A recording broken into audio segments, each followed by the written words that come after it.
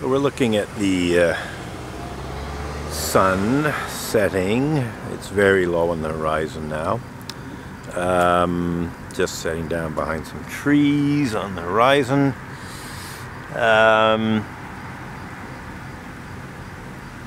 800 ISO, f11 on the lens, 40 of a second.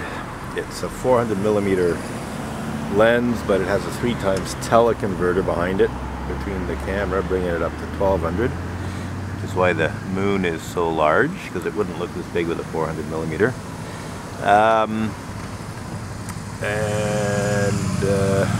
The lens is set to f11.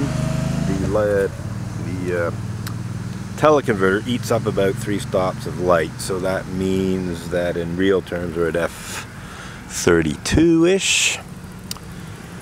Again, 40 of a second, ISO 800. Any other details? I'm supposed to give the, say, a Nikon D800 camera, and may not have mentioned that the 400mm lens in question is a 400mm EDIF manual focus lens from the late 70s, early 80s.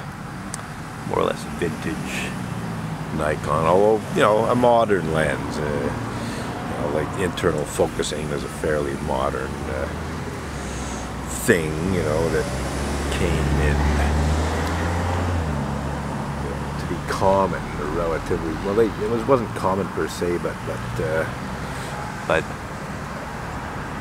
you know, through, I don't know the word. Let's just say internal focusing, you know, prior to that lenses, you know, were on helicoids and you moved the whole lens back and forth, whereas internal focusing,